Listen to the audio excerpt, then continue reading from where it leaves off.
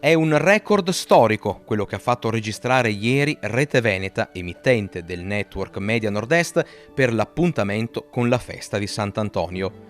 Una lunga diretta per portare nelle vostre case tutte le emozioni di una giornata che ha unito fedeli, pellegrini e telespettatori in 800.000 davanti alle 3 TV del nostro network, che conferma ancora una volta la propria leadership assoluta nel panorama delle televisioni locali per ascolto medio certificato Auditel.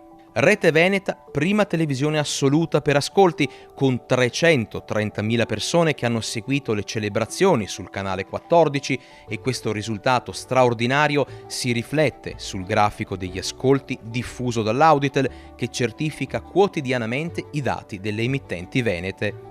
Un evento che milioni di fedeli in tutto il mondo hanno potuto vedere anche sui social del Santo, grazie proprio al lavoro di Media Nord-Est, che fin dalle 5:30 del mattino ha seguito e raccontato in diretta ogni fase dei festeggiamenti del 13 giugno. Sant'Antonio è uno di famiglia. È uno proprio di famiglia. Sentirsi e farvi sentire in famiglia, questo è ciò che volevamo trasmettere e questo è ciò che voi avete percepito. Emozioni che hanno bucato lo schermo, un'unione fortissima che ribadisce ancora una volta la solidità del rapporto tra Sant'Antonio e il suo popolo e tra le nostre emittenti e la gente.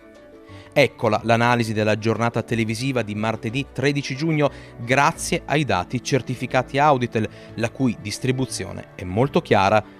Sempre nettissima la differenza nel confronto diretto tra Rete Veneta e Telechiara del gruppo Videomedia, le 2 TV che trasmettevano in diretta l'evento. Come si può vedere chiaramente dal grafico Auditel, l'attenzione dei veneti davanti alla TV si è concentrata quasi esclusivamente su quanto lo sforzo di giornalisti, operatori, tecnici e registi del gruppo Media Nord-Est ha permesso di portare nelle vostre case.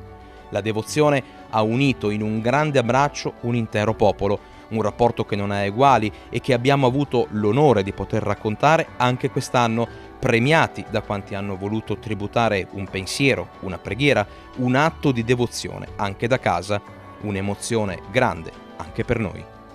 Evviva